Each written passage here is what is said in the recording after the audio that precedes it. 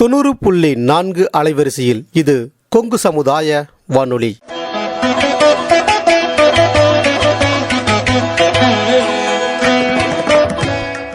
கொங்கு பொறியியல் கல்லூரி வளாகத்திலிருந்து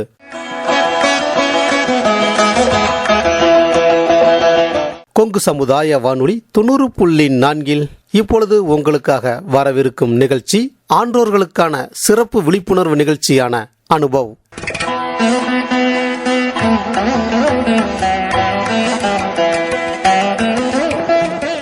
அதாவது இந்திய அரசாங்கத்தின் அறிவியல் மற்றும் தொழில்நுட்பத்துறை என்னும் டிபார்ட்மெண்ட் ஆஃப் சயின்ஸ் அண்ட் டெக்னாலஜியால் நிறுவப்பட்ட விஞ்ஞான் பிரசார் என்னும் துறை மற்றும் அழகப்பா பல்கலைக்கழகம் இணைந்து வழங்கும் 60 வயதுக்கும் மேற்பட்ட ஆன்றோர்களை உள் இணைக்கும் புதுமையான சமுதாய வானொலி நிகழ்ச்சி அனுபவ்.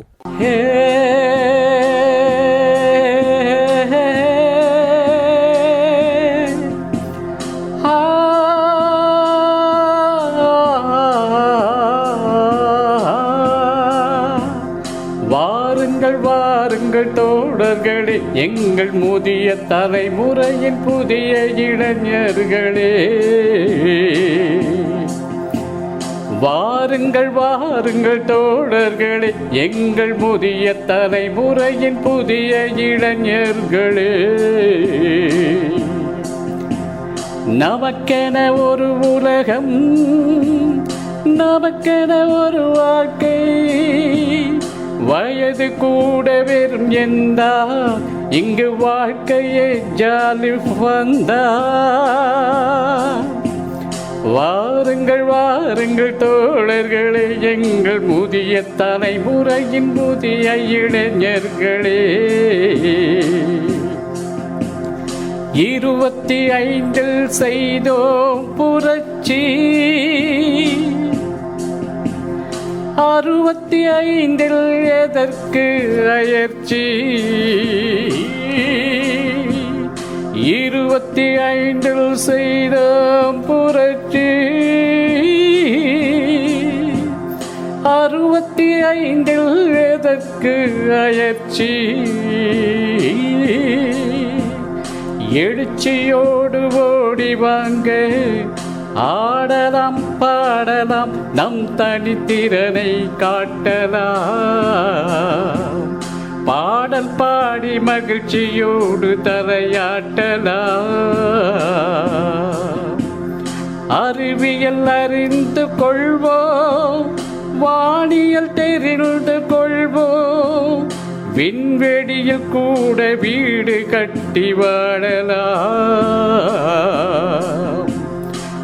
வாருங்கள் வாருங்கள் வாருங்கள் வாருங்கள் தோழர்களே, எங்கள் முதிய தலைமுறையின் புதிய இளைஞர்களே.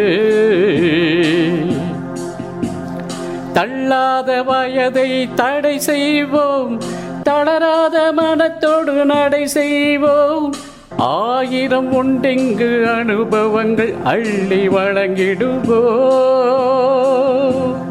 வாருங்கள் கடமைகளை முடித்த கையோடு, உங்கள் கனவுகளை சுமந்து இங்கு வாருங்கள்.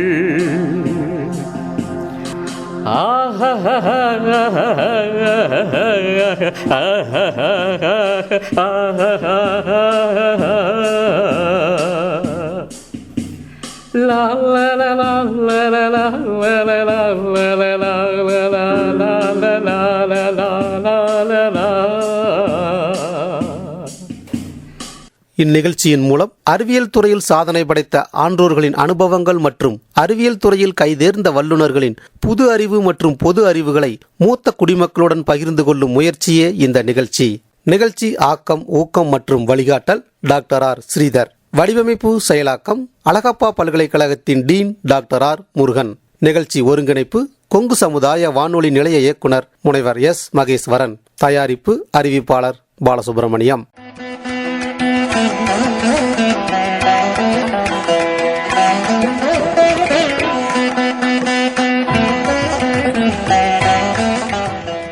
இன்றைய நமது நிகழ்ச்சியில் உங்களுக்காக ஒளிவலம் வருவது கொங்கு சமுதாய வானொலி நேயர்களுக்கு ஈரோடு மாவட்டம் மலைப்பாளையம் சோமசுந்தரத்தின் வாழ்த்துக்களும் வணக்கங்களும். இன்னைக்கு நம்ம வேளாண்மை இணை இயக்குநராக பணியாற்றி ஓய்வு பெற்றிருக்கும் ஈரோடு ராமசுப்பிரமணியம் அவர்களிடம் வேளாண்மையில் தலைமுறை இடைவெளி பற்றி அப்படிங்கிற ஒரு தலைப்பில் ஒரு சிறு கலந்துரையாடல். ஐயா வணக்கம். உங்களை பற்றியும் விவசாயத்தில் இன்றைய சூழ்நிலையில் உங்களுடைய பார்வையில் எப்படி இருக்கிறது அப்படிங்கிறத பற்றியும் கொஞ்சம் விளக்கமாகவும் தெளிவாகவும் சொல்லுங்க ஐயா. கொங்கு சமுதாய வானொலி நேயர்கள் அனைவருக்கும் என் முதற்கண் வணக்கம். நான் ராம சுப்பிரமணியன், வேளாண்மை துறையிலே 35 ஆண்டுகள் பணிபுரிந்து வேளாண்மை இணை இயக்குநராக ஈரோடு மாவட்டத்தில் பணிபுரிந்து பதவி ஓய்வு பெற்று இப்பொழுது ஒரு பொறியியல் கல்லூரியில் வேளாண்மை துறை பேராசிரியராக பணிபுரிந்து வருகிறேன். மேலும் இண்டோ ஜெர்மன் இயற்கை வேளாண்மை பல்லுயிர் பெருக்க திட்டத்தினுடைய ஆலோசகராகவும் இருந்து வருகிறேன். தற்பொழுது நமது கொங்கு சமுதாய வானொலியினுடைய ஒரு முக்கியமான ஒரு பணி, வேளாண்மை செய்யக்கூடிய விவசாயிகள் மத்தியிலே இன்றைக்கு கொங்கு வானொலி அளப்பரிய ஒரு பணியை செய்து கொண்டிருக்கிறார்கள். பல்வேறு அரசு நிறுவனங்கள் வானொலிகள் செய்ய முடியாததை கூட இன்றைக்கு கொங்கு வானொலி விவசாயிகள் மத்தியிலே, குறிப்பாக கிராமப்புறம் நமது கொங்கு மண்டலத்திலே விவசாயிகளுடைய குடும்பத்தில் ஒரு அமைப்பாக உறுப்பினராக இந்த கொங்கு வானொலி இருக்கிறது. அதற்கு என் முதற்கண் நன்றியை தெரிவித்து, இந்த கொங்கு வானொலி நேயர்களுக்கு இன்றைக்கு நாம் அனுபவம் முதிர்ந்த விவசாயிகள், அவர்களுடைய குடும்பத்தில் உள்ள தலைமுறை, அவர்களுடைய வேளாண் வாரிசுகள் இன்றைக்கு வேளாண்மையில் தொடர்கிறார்களா, வேளாண்மையிலே இன்றைக்கு பெரியவர்கள் மற்றும் இளைஞர்கள் சந்திக்கக்கூடிய பிரச்சனைகள் குறித்து நமது உள்ளூர் பிரச்சனைகளோடு சேர்ந்து இன்றைக்கு அலசி ஆராயலாம் என்று இருக்கிறோம். அதிலே இன்றைக்கு வேளாண்மையில் தலைமுறை இடைவெளி என்ற தலைப்பிலே இன்றைக்கு நான் உங்களோடு கலந்துரையாட இருக்கிறேன். அதிலே இன்றைக்கு பார்த்தோமானால் நமது கொங்கு மண்டலம் மட்டுமல்ல, தமிழகம் மட்டுமல்ல, இந்திய அளவிலே வேளாண்மை ஒரு லாபகரமான தொழிலா என்ற ஒரு கேள்விக்குறியாக இருக்கிறது.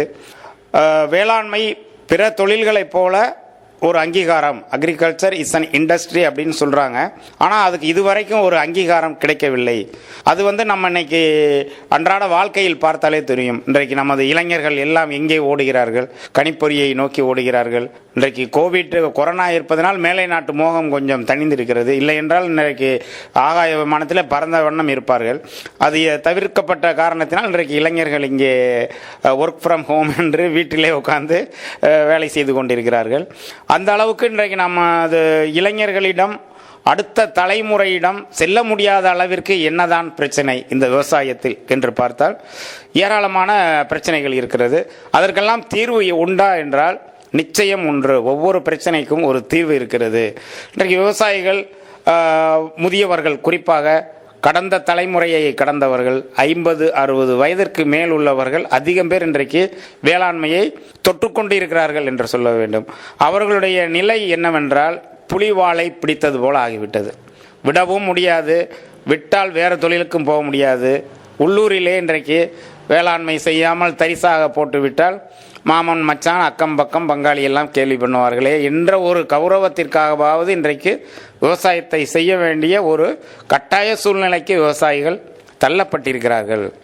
இதை பார்க்கக்கூடிய இளைஞர்கள் அல்லது அடுத்த தலைமுறை 40 to 60 வயதில் உள்ளவர்கள் கூட இன்றைக்கு யோசிக்க ஆரம்பித்து விட்டார்கள். இதை செய்தால் நமது பிள்ளைகளுக்கு எதிர்காலம் கிடைக்குமா?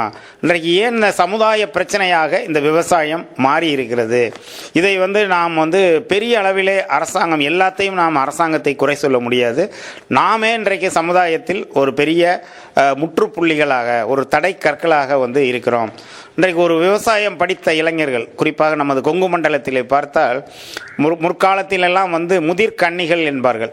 நிறைய பெண்கள், வயதான பெண்கள் இருப்பார்கள். வரதட்சணை கொடுமை காரணமாக, பல்வேறு காரணங்களினால் அவங்க திருமணமாகாத பெண்கள் நிறைய இருந்தாங்க. இன்றைக்கு நான் வயல்வெளியே அல்லது கிராமப்புறங்களுக்கு செல்லும் பொழுது பார்த்தால் முதிர் இளைஞர்கள், காளைகள் நிறைய பேர் இருக்காங்க. 40-50 வயது வரைக்கும் கூட திருமணமாகாத நமது கொங்கு மண்டல இளைஞர்கள் இருக்கிறாங்க.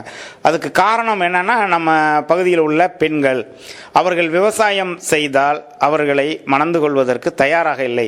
அது ஒரு பெரிய சமுதாய பிரச்சனை. ஏன் விவசாயத்தை விட்டு இளைஞர்கள் வெளியே போகிறார்கள் என்பதற்கு இது ஒரு முக்கிய காரணமாக இருக்கிறது. இதை நாம் பெற்றோர்களே தயாராக இல்லை. பயிற்சியில் பங்கேற்கக்கூடிய விவசாயிகளை கேட்டால் ஏன் கொடுக்க மாட்டேங்க என்றால் அவர்கள் சொல்லக்கூடிய காரணம் அதுதான். விவசாயத்தில் நாங்களே நஷ்டம் அடைஞ்சிட்டோம் சார், எங்கள் பிள்ளைகளாவது நல்லா இருக்கட்டும், இதுக்கு போய் சாணி மாடு சாணி அதை அள்ள வேண்டிய ஒரு அவசியம் இல்லை, ஏதோ ஒரு வாத்தியார் வேலை பியூன் வேலை பார்த்தா கூட எங்களுக்கு போதும் சார், ஏதோ மாதம் சம்பளம் வாங்கினா பசிக்காமல் சாப்பிடணும் அப்படிங்கிற ஒரு மனப்பான்மை இன்றைக்கு மக்கள் மத்தியில் வந்திருக்கிறது. குறிப்பாக விவசாயிகள்கிட்ட அந்த மாதிரி வந்துருச்சு. இந்த நிலையை மாற்ற வேண்டியது இன்றைக்கு ஒவ்வொரு இந்திய குடிமகனுடைய கடமையாக இருக்கிறது. கொங்கு வானொலி இந்த பணியை செவ்வனே எடுத்து இன்றைக்கு மக்கள் மத்தியிலே கொண்டு செல்கிறார்கள்.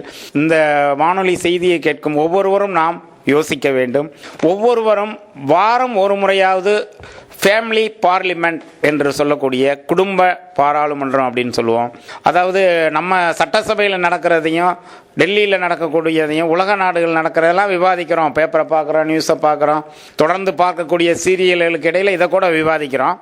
ஆனால் நம்ம வீட்டில் என்ன பிரச்சனை இருக்கிறது என்பதை நாம் விவாதிப்பதில்லை. இன்றைக்கு ஒரு பயிர் அறுவடை செய்கிறோம், இந்த பயிரை எங்கே மார்க்கெட் பண்ண போகிறோம், எங்கே விற்க போகிறோம், அந்த பயிருக்கு எவ்வளோ கடன் வாங்கியிருக்கோம், மீதி எவ்வளோ மிச்சமாகும், அதனுடைய எதிர்கால திட்டம் என்ன அப்படிங்கிறத நம்ம குடும்ப அளவில் உட்காந்து கலந்து ஆலோசிக்கக்கூடிய ஒரு வாய்ப்பு இல்லை. அடுத்து எதிர்கால செலவுகள் என்ன இருக்கிறது, இதெல்லாம் நம்ம முன்னோர்கள் பண்ணிக்கிட்டு இருந்தாங்க. நமது தாத்தா பாட்டியெல்லாம் செஞ்சுக்கிட்டு இருந்தாங்க. அவங்கள்ட்ட ஒரு குடும்ப உறவு இருந்தது, கூட்டு குடும்ப உறவுகள் இருந்தது. இன்றைக்கு எல்லாம் நியூக்ளியார் ஃபேமிலி அப்படின்னு சொல்லக்கூடிய தனித்தனியாக போயிட்டோம். எல்லாம் ஒரு மாமனார் மாமியார் கூட இருக்கிறது இல்லை. கல்யாணம் ஆன உடனே தனியாக வைக்கிறீங்களா அப்படிங்கிற மாதிரி தான் போய்கிட்டு இருக்கோம். அது முதல்லலாம் நகர்ப்புறத்தில் இருந்த அந்த கலாச்சாரம் இன்றைக்கு கிராமத்திலே வந்துருச்சு. விவசாயிகள் குடும்பத்திலே பார்த்தீங்கன்னா நிறைய பேர் இன்றைக்கி பெரியவர்கள் தான் மாடு பிடிச்சி கட்டிகிட்டு இருக்காங்க. அந்த விவசாயத்தை நம்ம மாட்டுப்பெண் அப்படின்னு ஒரு சமுதாயத்தில் சொல்லுவாங்க. மாட்டுப்பெண் அப்படின்னா வீட்டுக்கு வரக்கூடிய ஒரு பெண். இன்றைக்கு நம்ம அதை தவறாக புரிஞ்சோன்னா இன்றைக்கி மருமகள் எல்லாம் மாட்டு பண்ணாக வருவதற்கு தயங்குகிறார்கள். வந்தாலும் கூட மாடை பிடிக்கணுமே, ஆடை பிடிக்கணுமே, விவசாயம் பண்ணணுமே என்றோ ஏதோ வருடத்துக்கு ஒரு முறை பொங்கல் தீபாவளிக்கு வந்து செல்லக்கூடிய அளவில் தான் இன்றைக்கி விவசாயமும் கிராமப்புறமும் மாறிவிட்டது. இதற்கான காரணங்களை நாம் அலசி ஆராயும் பொழுது ஏன் நம்ம விவசாயத்தை விட்டு நம்ம வெளியில் போகிறாங்க, பெரியவங்க மட்டும் ஏன் போக முடியல அப்படின்னு பார்த்தோம்னா, நான் ஏற்கனவே சொன்னது போல் அவங்களுக்கு ஒரு உள்ளூர் கௌரவ பிரச்சனை, வேறு தொழில் தெரியாது.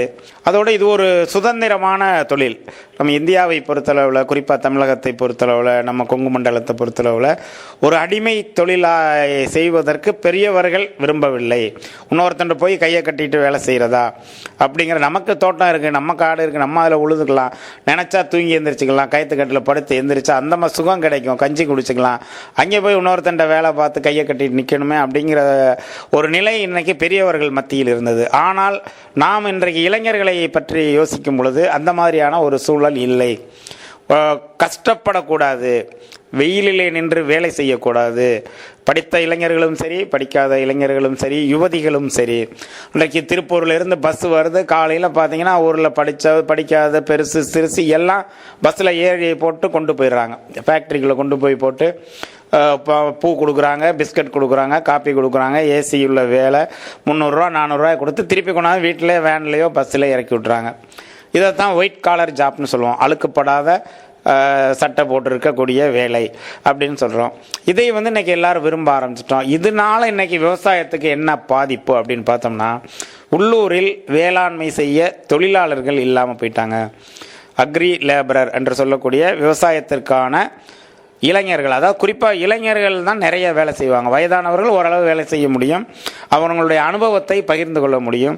ஆனால் ஃபீல்டில், வயலில், களத்தில் இறங்கி வேலை செய்யக்கூடிய இளைஞர்கள், பெண்கள் எல்லாம் இந்த மாதிரியான தொழில் சார்ந்த அழுக்கப்படாத வேலைகளுக்கு சென்று விடுகிறார்கள். அப்பொழுது நமக்கு உள்ளூரிலே ஒரு பெரிய இடைவெளி ஏற்பட்டு விடுகிறது. தொழில் செய்ய ஆள் இல்லை. ஹோம் லேபர் என்று சொல்லக்கூடிய குடும்ப உறுப்பினர்கள் வேலை செய்தால்தான் உண்டு. அப்போ இன்றைக்கு வயல்வெளியில் ஏராளமான பிரச்சனைகள். விதைப்பதிலிருந்து உழுவதிலிருந்து, உழவுக்கு மாடு இல்லை. அந்த காலத்தில் மாடு கட்டி உழுதுகிட்டு இருந்தோம். இன்றைக்கி அந்த மாடு ஏறலாம் இல்லை. பக்கத்து தோட்டத்தில் டிராக்டரில் உழுகையில் நம்ம வேடிக்கை பார்த்துட்டு மாட்டில் உழுதா அது ஒரு கேவலமாக இருக்குது. அதை பிடித்து கலப்பையை ஏற்பிடித்து உழுவதற்கான சக்தி இன்றைக்கு இளைஞர்களிடமும் இல்லை, பெரியவர்களிடமும் இல்லை. அதனால் இன்றைக்கி இயந்திரங்கள் புகுந்து விட்டன. வகை வகையான இயந்திர கலப்பைகள் என்று சொல்லக்கூடிய டிராக்டர்கள், பவர் டில்லர் இறங்கிருச்சு. பல சலுகைகள் கம்பெனி நிறுவனத்தார் கொடுத்து இன்றைக்கி வந்து வேலையை எளிதாக அவங்க முடித்து கொடுத்து போயிடுறாங்க. ஆனால் அதற்கான செலவு, வரவு செலவு ஒப்பிட்டு பார்க்கும் பொழுது அதற்கான செலவு வந்து பார்த்திங்கன்னா இன்றைக்கு அதிகமாகிறது. ஏன் சாகுபடி செலவு அதிகமாகிறது என்றால், ஒவ்வொரு இனத்திலும் உழவு பணி தொட்டு விதை, அடுத்து உழுதுறோம், டிராக்டரை வச்சு உழுதுட்டோம், சரி சீடு வாங்கலாம் அப்படின்னு பார்த்தா நம்ம உள்ளூர் விதைகள், பாரம்பரிய விதைகள் நிறைய காணாமல் போயிடுச்சு. உதாரணமாக தக்காளி எடுத்துக்கோங்க.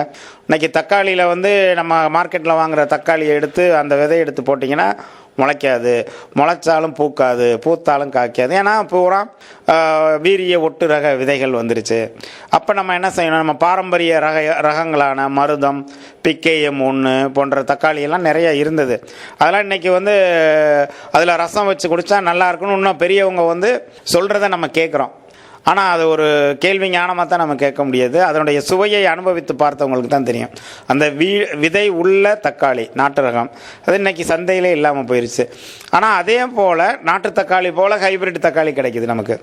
அந்த அளவுக்கு நமக்கு வந்து விதைகள் அதனுடைய விலை பார்த்திங்கன்னா 50 கிராம் 400 ரூபா 500 ரூபா அப்படிங்கிற அளவில் கொடுத்து தான் இன்றைக்கி வாங்கி அந்த நாற்று வாங்கி நட்டு நம்ம வந்து விவசாயம் பண்ணிக்கிட்டு இருக்கோம். முன்னாடியெல்லாம் வந்து எல்லா கிளைமேட்டுக்கும் ஏற்றுக்கொள்ளக்கூடிய வகையில் நம்ம நாட்டு ரகங்கள் இருந்தது. இன்றைக்கெல்லாம் வந்து சவளை பிள்ளைகள் போல் அந்த வீரிய ஒட்டு ரக நாற்றுக்கள் குறிப்பிட்ட மண்ணில் தான் வளரும், குறிப்பிட்ட கிளைமேட்டில் தான் வளரும், குறிப்பிட்ட சேடு நெட் என்று சொல்லக்கூடிய நிழல் வலை, கூடாரம், பசுமை கூடாரம். வெள்ளரிக்காயெல்லாம் ஒரு காலத்தில் ஏரிக்கரைக்கு உள்ளே போட்டு விட்டால் அது பாட்டுக்கு விளைஞ்சிக்கிட்டு இருந்தது. இன்றைக்கி அது பசுமை கூடாரத்தில் போட்டு அந்த வெள்ளரிக்காயை வாங்கி இப்போ பெருந்துறை பஸ் ஸ்டாண்டில் பார்த்தோம்னா வருஷம் பூரா நமக்கு வெள்ளரிக்காய் கிடைக்கும். ஆனால் அது எல்லாமே வந்து நமக்கு வீரிய ஒட்டு ரக வெள்ளரி என்றால் அது ஒரு பிஞ்சு, நம்ம விரல் போல் இருக்கக்கூடியது தான் வெள்ளரி பிஞ்சு அப்படிம்போம். கடித்தால் அதில் தண்ணீர் அப்படியே வாய் நிறைய சொட்டும் கோடை காலத்தில். இன்றைக்கெல்லாம் நம்ம வீரிய ஒட்டு ரக வெள்ளரிகளை வாங்கி தான் நம்ம சாப்பிட்றோம். அந்த அளவுக்கு தொழில்நுட்பங்கள் அதிகமாகிடுச்சு. அந்த விதைகள் குறிப்பாக ரெட் லேடி அப்படின்னு ஒரு பப்பாளி ரகம் இருக்குது. பப்பாளி இன்றைக்கி சந்தையில் உள்ளூர் ரகம் நிறையா இருந்தது. இப்போ தக்காளியில் வந்து பார்த்திங்கன்னா ஆண் பூ மரம், பெண் பூ மரம்னு நம்ம நாட்டு ரகத்தில் இருக்கும். அப்போ நம்ம நடும்பொழுது விதைக்கும் பொழுது தெரியாது எது ஆண் மரம் பெண் மரம்னு. ஆனால் தோப்பில் கலந்து எல்லாம் வந்துடும். அப்போ நமக்கு அது ஒரு சுவையான பப்பாளி பழம் கிடச்சிக்கிட்டு இருந்தது. ஆனால் இன்றைக்கி நாட்டு ரகம் அதிகமாக அழிந்து ரெட் லேடி அப்படின்னு ஒரு பப்பாளி நல்ல பழப்பழன்னு சிவப்பாக இருக்கணும், மஞ்சள் கலரில் இருக்கணும், ரத்த கலரில் இருக்கணும்னா போய் பப்பாளி வாங்கிட்டு வந்து சாப்பிட்றோம். கிலோ 28 ரூபா 30 ரூபா 40 ரூபான்னு வாங்கிட்டு வந்து இன்றைக்கி சாப்பிட்றோம். அதே ஒவ்வொரு வீட்டு தோட்டத்துலேயும் அதே பப்பாளிகள்லாம் இருந்த காலம் மாறி போயிடுச்சு. அந்த ரெட் லேடி பப்பாளி வந்து ஒரு கிலோ விதை வந்து இன்றைக்கி 2 லட்ச ரூபா சந்தையில் விற்கிறாங்க. இந்த விதை கலாச்சாரம் அப்படிங்கிறது சொல்லுவதற்காக சொல்கிறேன். அதே போல் வீரிய ஒட்டு ரகங்கள், மக்காச்சோளம் எடுத்துக்கொண்டாலும் சரி, எல்லாமே வந்து வீரிய ஒட்டு ரக விதைகள் பல மடங்கு அதிகமாயிருச்சு. இப்போ பருத்தி எடுத்துக்கிட்டிங்கன்னா மரபணு மாற்றப்பட்ட விதைகள் தான் விற்கிறாங்க சந்தையில். வந்து இன்றைக்கி வேறு ரகம் போட்டிங்கன்னா நீங்கள் மருந்தடிச்சே நம்ம மண்டையை போட்டுற ஒரு சூழ்நிலை இருக்குது விவசாயிகளுக்கு. 9 ரவுண்டு 10 ரவுண்டு மருந்தடிக்கிறாங்க. இப்போ மகாராஷ்டிரா மாநிலத்தில் விதர்பா பகுதியெலாம் அதனால தான் வந்து விவசாயிகள் தற்கொலை செய்து கொள்கிறார்கள். 10 ரவுண்டு 12 ரவுண்டு மருந்து அடிக்கிறாங்க, பூச்சி சாகிறதில்ல, கடைசி பாட்டில் மருந்து அவங்க குடிச்சிடுறாங்க. இந்த நிலை வந்து நம்ம தொடரக்கூடாது. இப்போ பூச்சி மருந்துகள் ஏன்னு கேட்டால் அவங்க போடக்கூடிய ரகங்கள் பூச்சி நோய்கள் அதிகமான வரக்கூடிய வீரிய ஒட்டு ரகங்களை போடும் பொழுது அந்த அளவு அவங்க செலவு செய்ய வேண்டிய ஒரு கட்டாயத்துக்கு தள்ளப்படுறாங்க. இதுவரைக்கும் விவசாயிகளுக்கு ஏற்படக்கூடிய பிரச்சனைகளையும் துயரங்களையும் ரொம்ப விளக்கமாகவும் விரிவாகவும் சொன்னீங்க. இதை தடுக்க இளைஞர்களுக்கும் மூத்த விவசாயிகளுடைய பங்களிப்பு என்ன சொல்லுங்க ஐயா. இப்போ இதில் என்ன பெரியவங்களுடைய பங்கு என்ன, இளைஞர்களுடைய பங்கு என்னன்னா, இந்த ஒரு உழவு பிரச்சனையோ விதைக்காக ஆகக்கூடிய பிரச்சனைகளோ வரவு செலவுகளோ, உரம், ரசாயன உரம், பூச்சி மருந்து, களைக்கொல்லி மருந்து, இதுக்காக நாம் செலவு செய்யக்கூடிய தொகை பார்த்திங்கன்னா அளவுக்கு அதிகமாக. நீங்கள் போய் ஒரு மருந்து வாங்க போனீங்கன்னா கடையில் ஒரு பூச்சிக்கு மட்டும் மருந்து கொடுக்குறதில்ல. அவர் கடையில் இருக்கக்கூடிய நுண்ணூட்டச்சத்து, டானிக்கு, அது இதுன்னு அவருக்கு எதில் லாபம் வருமோ அதெல்லாம் தள்ளி விட்றாங்க, அதையெல்லாம் வாங்கிட்டு வரோம். இன்றைக்கி அதை பகுத்து அறிந்து வாங்கக்கூடியதுக்கு படித்த ஒரு நம்ம இளைஞர்கள், ஓரளவு வாசிக்க தெரிந்த இளைஞர்கள், கேள்வி கேட்கக்கூடிய இளைஞர்கள் அந்த கடைக்காரரை போய் கேள்வி கேட்கணும். இந்த டப்பா ஏன் கொடுக்குற, எனக்கு மருந்து மட்டும் கொடு, பூச்சிக்கும் மருந்து கொடு, இது ஏன் என்னோட சேர்த்து இதெல்லாம் போடுற அப்படின்லாம் நம்ம கேட்குறதில்ல. நம்ம பெரியவங்க என்ன பண்ணிடுறாங்க, தோட்டத்துலேருந்து போக முடியறதில்ல.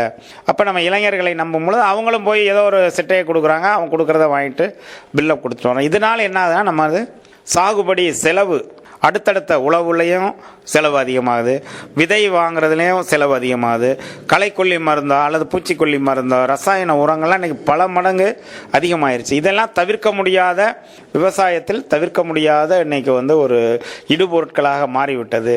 இதை நம்ம மறுக்கவும் முடியாது, மறைக்கவும் முடியாது. ஏன்னா இப்போ உதாரணத்துக்கு மஞ்சள் பயிர் போடுற நம்ம பகுதியில் மஞ்சளில் மஞ்சள் எந்திரிச்சு வர்ற கிழங்குலேருந்து முளைச்சி வர்றதுக்குள்ளே களை மண்டி மஞ்சளே மூடிடுது. அந்தளவுக்கு களை பிரச்சனை ஆயிடுது. அப்போ களை கொல்லி போட வேண்டிய ஒரு சூழ்நிலை. லேபர் வச்சு களை எடுக்கலான்னா ஆள் பற்றாக்குறை, ஆள் கிடைக்கல. களை கொல்லியை அடித்தோம்னா அதுக்கான தீய விளைவுகள். மஞ்சள் இன்றைக்கு கொரோனா காலத்திலே நாம் அளவுக்கு அதிகமான பெரியவர்கள், மகளிர், குழந்தைகள் எல்லாம் இன்றைக்கி அந்த மஞ்சள் பொடியை சாப்பிட்டோம். உயிருக்கு பயந்து அந்த மஞ்சளை எந்தெந்த வடிவத்தில் சேர்க்கணுமோ எல்லாம் சேர்த்துக்கிட்டோம். ஆனால் அதில் எவ்வளவு ரசாயனம் கலந்துருக்கு அப்படின்னு பார்த்தோம்னா நம்மளே மிரண்டு போகக்கூடிய அளவுக்கு ஆரம்பத்தில் களைக்கொல்லி, அடுத்து ரசாயன உரங்கள், பூச்சிக்கொல்லி மருந்துகள் எல்லாவற்றிற்கும் மேலாக அறுவடை செஞ்ச பின்னாடி பல ஆண்டுகள் விலை கூடும்னு சேமித்து வைத்திருக்கக்கூடிய கிடங்குகளில் பார்த்திங்கன்னா செல்ஃபாஸ் மருந்து, அலுமினியம் பாஸ்பைடு என்று சொல்லக்கூடிய புற்றுநோயை உருவாக்கக்கூடிய அந்த செல்ஃபாஸ் மருந்தை அந்த மஞ்சளுக்கு சேமிப்பு கிடங்குகளை பயன்படுத்துகிறோம். சேமிப்பு கிடங்குலேருந்து அந்த மஞ்சள் எங்கே போகும்? நேரடியாக பவுடர் அரைக்க போகும். அந்த பவுடரை நம்ம சமையல், சாம்பார், அந்த மசாலா இந்த மசாலான்னு அதில் கலந்துக்கிறோம். நேரடியாக கொரோனாவுக்கு பயந்து அதை இப்போ மஞ்சளில் பாலில் கலந்தோ எப்படியோ குடிச்சிருக்கோம். இந்த மாதிரியான பிரச்சனைகளை ஆராய்ந்து நாம் அறிவியலோடு சேர்ந்து நாம் ஆராய்ந்து தவிர்க்க வேண்டிய ஒரு பிரச்சனைகள். சாகுபடி மட்டுமல்ல, சாகுபடிக்கு பின்னால் அதனுடைய சந்திக்கக்கூடிய பிரச்சனைகளையும் இன்றைக்கு நாம் பார்க்க வேண்டியது இருக்கிறது. இளைஞர்கள் தங்களுடைய சமுதாய பிரச்சனைகளை மட்டும், தங்களுடைய வாழ்க்கை பிரச்சனைகள் மட்டும் யோசிக்காமல் சமுதாய பிரச்சனைகளை யோசிக்க வேண்டிய காலகட்டத்தில் இருக்கிறோம். வருமானம் இல்லை, விவசாயம் செய்தால் இன்னைக்கு இன்கம் கிடைக்கிறது இல்லை சார். நாங்கள் கல்லூரியில் மற்ற இடங்களில் மாணவர்கள், இளைஞர்களை சந்திக்கும் பொழுது ஏன் விவசாயத்திற்கு செல்ல மறுக்கிறீர்கள் என்று கேட்கும் பொழுது அவர்கள் சொல்லக்கூடியது, வெளியில் வேலைக்கு போனால் நல்ல வருமானம் கிடைக்கிறது, நிழலில் உட்காந்து வேலை செய்யலாம் சார், இங்கே வெயிலில் வேலை செய்கிறோம், அந்த அளவுக்கு எங்களுக்கு வருமானம் கிடைப்பதில்லை, ஒரு உரிய விலை கிடைக்கிறது இல்லை, மார்க்கெட்டில் கஷ்டப்பட்டு வேலை செய்கிறோம், ஒரு வருடம் பூரா வேலை செஞ்சால் கூட அந்த மஞ்சள் விலையை யார் நிர்ணயிக்கிறா? நாங்கள் விவசாயிகளோ அல்லது உற்பத்தியாளர்கள் நிர்ணயிக்க முடியாத ஒரு சூழ்நிலை. காய்கறிகளை அதிகம் உற்பத்தி பண்ணுறோம், வெங்காய விலை மேலே போகுது, கீழே வருது, எல்லாம் அறுவடை ஆகையில் 10 ரூபா 5 ரூபாய்க்கு கொண்டு போயிடுறாங்க. ஆனால் அவங்களா ஒரு சந்தையில் வியாபாரிகள் சேர்ந்து ஒரு மார்க்கெட், ஆர்டிஃபிஷியல் மார்க்கெட்னு சொல்லக்கூடிய செயற்கை சந்தை அமைப்பை உருவாக்கி திடீர்னு 100 ரூபா 125 ரூபா போகுது. அந்த நேரம் விவசாயிகள்கிட்ட அந்த வெங்காயம் இருப்பதில்லை. ஆனால் அந்த வெங்காயத்தை நாம் சேமித்து வைத்து சந்தையிலே விலை உயரும் பொழுது சந்தைப்படுத்தலாம். அதற்கான தொழில்நுட்பங்கள் இருக்கிறது. அதைத்தான் நாம் தேடி செல்ல வேண்டும். இப்போ பெரியவங்கள்லாம் அதை கேட்டு அவர்கள் உற்பத்தியிலே அவர்கள் கவனம் செலுத்துகிறார்கள். விவசாயத்தில் இன்றைக்கு தரிசாக போடாமல், நிலத்தை தரிசாக போடாமல், உள்ளூர் வளம் அப்படின்னு சொல்லக்கூடிய லோக்கல் ரிசோர்ஸ், இயற்கை உரங்களை பயன்படுத்துகிறார்கள், கால்நடைகள் கழிவுகளை பயன்படுத்துகிறார்கள், மரம் செடி கொடிகளில் கிடைக்கக்கூடிய கழிவுகளை பயன்படுத்தி அவங்க முழுக்க ஒரு விவசாயத்தில் ஒரு பல்லுயிர் சார்ந்த ஒரு வேளாண்மையாக அவங்க வயல்வெளியிலே இன்றைக்கு பெரியவர்கள் பாடுபட்டு கொண்டிருக்கும் பொழுது இளைஞர்கள் நாம் அவர்களுக்கு ஒத்துழைப்பு கொடுக்க வேண்டும். அவர்களுக்கு வேண்டிய இடுபொருட்களை வெளியிலிருந்து நாம் வேளாண்மை துறையோ, தோட்டக்கலை துறையோ, பட்டு வளர்ச்சி துறையோ, வேளாண்மை பொறியியல் துறை, பல்கலைக்கழகங்கள் பல இடங்களில் இன்னைக்கு தகவல் இன்ஃபர்மேஷன் ரிசோர்ஸ் அப்படின்னு சொல்லக்கூடிய தகவல் பல இடங்களில் கொட்டி கிடக்கிறன. அதை யார் நம்ம தேவைக்கு ஏற்ப நாம் தான் தண்ணீர் தவிக்கும் பொழுது நாம் தண்ணீர் குடிக்க வேண்டும், உப்பை தின்றால் தண்ணி கொடுக்க வேண்டும் என்பது நம்ம தேவைக்கு நாம் தான் தேடி செல்ல வேண்டும். அந்த தகவல்களை நாம் பெரியவர்களுக்கு, கிராமப்புறங்களுக்கு எடுத்து செல்ல வேண்டும். வேளாண்மை துறையிலே அலுவலர்கள் பற்றாக்குறை, 10-20 பேர் வேலை செய்த ஒரு வட்டாரத்திலே இன்றைக்கு 3-4 பேர் இருக்கிறார்கள். அவர்களுக்கு கணிப்பொறி அந்த மாதிரியான பணிப்பளு அதிகமாக இருப்பதால் அவர்கள் விவசாயிகளை இன்றைக்கு நேருக்கு நேர் சந்திக்கிறது, ஃபேஸ் டு ஃபேஸ் கான்டாக்ட் அப்படிங்கிறது குறைஞ்சி போச்சு. ஒரு காலத்தில் 10 விவசாய ஒரு கிராமத்துக்கு வந்தால் 10 பேரை ஒரு வாரம் சந்திச்சுக்கிட்டு இருந்தோம். அந்த சூழ்நிலையெல்லாம் இன்றைக்கி கிடைக்கல. எல்லாம் ஃபேஸ் ஃபேஸ்புக்கு வாட்ஸ்அப்பில் பார்த்து உங்கள் வயலில் பூச்சி இருக்கா, அந்த ஃபோட்டோ எடுத்து அனுப்புங்க, நாங்கள் மருந்து சொல்கிறோன்னு இங்கே சொல்கிறாங்க. அங்கே விவசாயிகள் ஃபோட்டோ எடுத்து அனுப்புகிறாங்க, இவங்க அதுக்கு மருந்து பார்த்து சொல்கிறாங்க. இந்த சூழ்நிலையை தான் இன்றைக்கி வந்து ஏற்பட்டிருக்கிறது. இந்த இடைவெளியை தீர்த்து நேரடி தொடர்புகள் அதிகமாக வேண்டும்.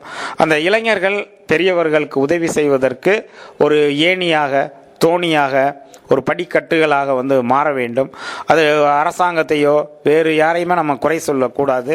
நம்ம பெற்றவர்கள், நம்மளுடைய தாத்தா பாட்டி அவர்கள் காப்பாற்றிய அந்த வேளாண்மையை, விவசாயத்தை, பாரம்பரியத்தை இன்றைக்கு வந்து 75% மக்கள் இந்தியாவிலே நேரடியாகவோ மறைமுகமாகவோ விவசாயத்தில் ஈடுபட்டுக்கிட்டு இருக்கோம்.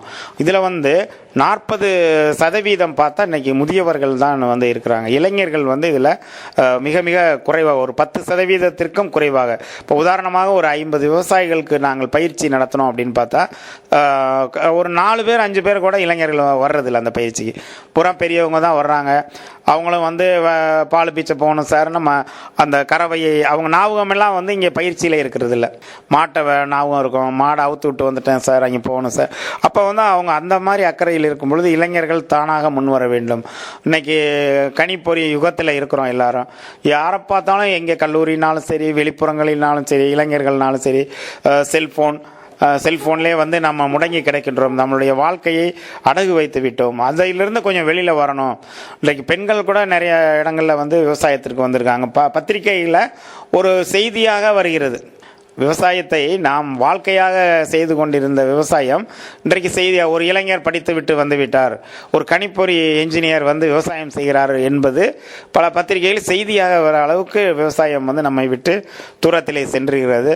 நாம் இளைஞர்கள் நிறைய பயிற்சி இன்றைக்கு வந்து ஏன் இதில் வரக்கூடாது என்பதற்கு விட நாம் ஏன் செல்ல வேண்டும் அப்படிங்கிறத பார்த்தீங்கன்னா, இன்றைக்கு தமிழ்நாடு வேளாண்மை பல்கலைக்கழகத்தில் ஏராளமான பயிற்சிகள் கொடுக்குறாங்க இளைஞர்கள் குறிப்பாக.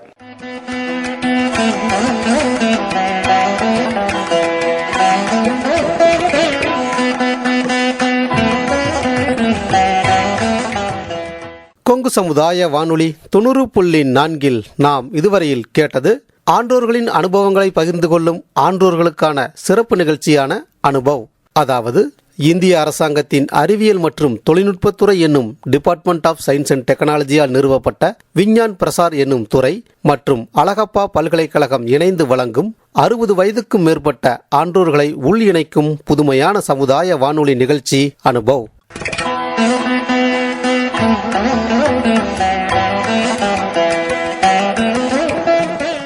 இந்நிகழ்ச்சியின் மூலம் அறிவியல் துறையில் சாதனை படைத்த ஆன்றோர்களின் அனுபவங்கள் மற்றும் அறிவியல் துறையில் கைதேர்ந்த வல்லுநர்களின் புது அறிவு மற்றும் பொது அறிவுகளை மூத்த குடிமக்களுடன் பகிர்ந்து கொள்ளும் முயற்சியே இந்த நிகழ்ச்சி.